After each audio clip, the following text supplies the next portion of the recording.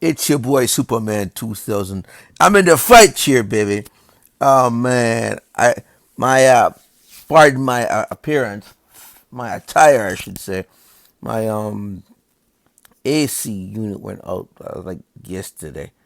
My uncle's gonna come over and fix it. It's the outside unit, the compressor that's bad now. So we're gonna have to replace the whole system. So he's gonna come take care of it. So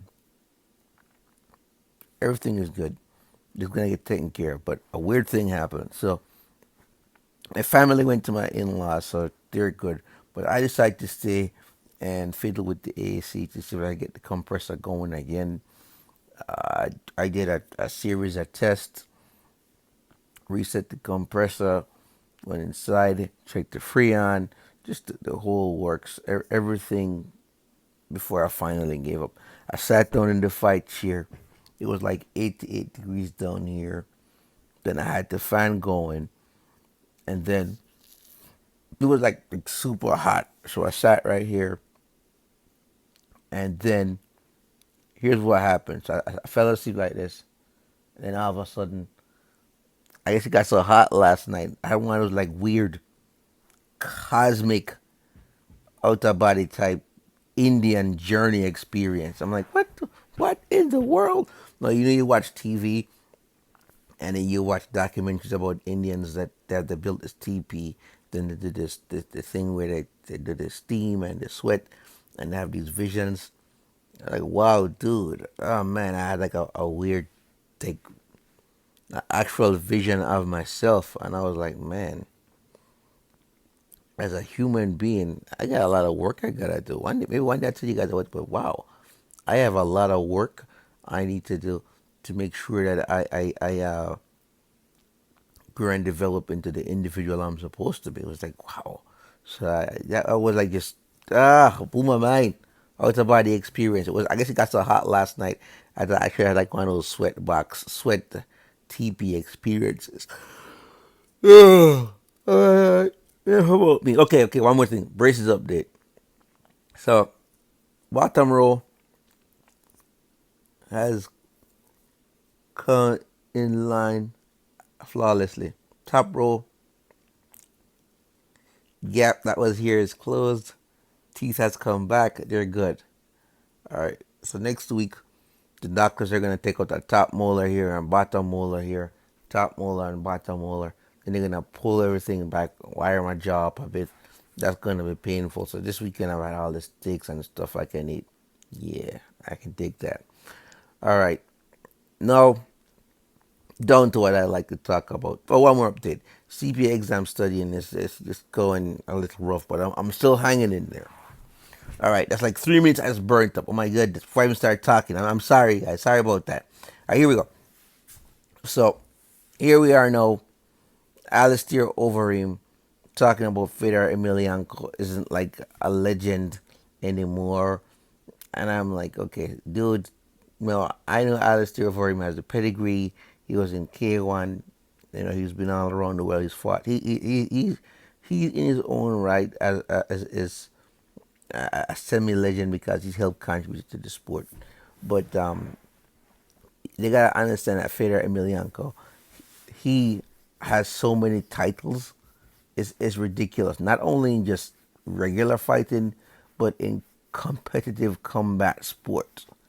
So that's kind of what's just like completely throwing me off.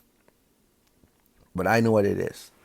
This day and age of social media, you gotta make yourself relevant. You gotta have something to say. Bisping also say Emelianenko lost. Fedor lost because he wasn't on steroids. That's why he lost. No, I saw the fight. Mike Mitrione hit him, and the winner was the first person to defeat because they were able to. They a double knockout. First person to defeat was able to throw the counter punch. So it has nothing to do with steroids.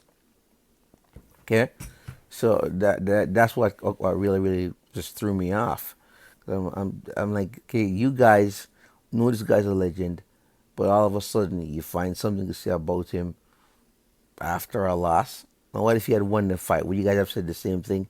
So it just seemed to me like it's one thing to try and be relevant, but don't go out and call people and say things about people that you know is not true. Yeah, I mean, as you can tell, I like Fedor. That dude, he put the work in. No, there's a fight when his nose was broken and he was fighting. I forgot the name of the guy. He was fighting this huge, gigantic black guy. The guy broke his nose. He was on the way for a concussion. I mean, Fedor was just like barely hanging in there.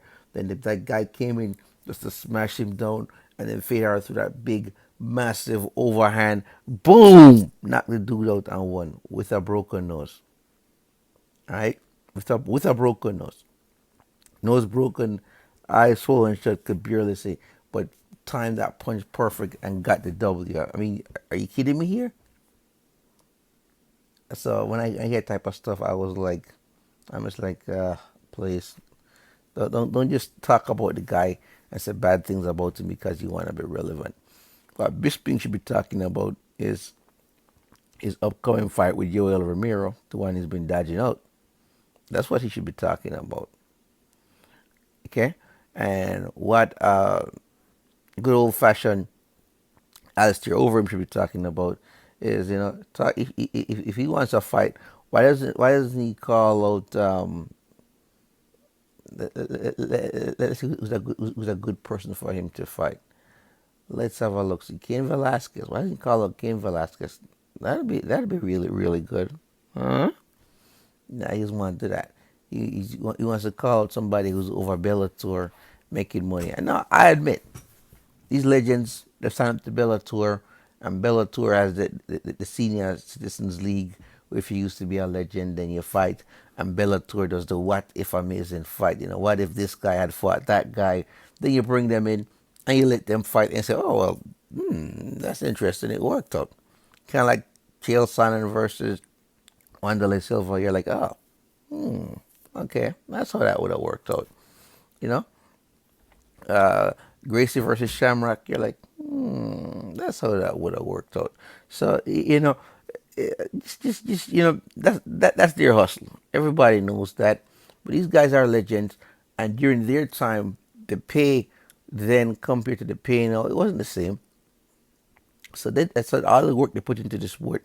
They deserve to be able to go back and cash in on that, so they can take care of their families and provide for themselves.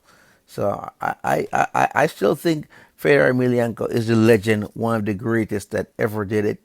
Sorry, Bisping, I'm going to have to disagree with you. He was tested, no steroid found. And I'm also sorry, Alistair Overeem. I respect you for the talent you put in, but I have to disagree with you and that soft chin. No. Emelianenko is still the man, and he's still a legend.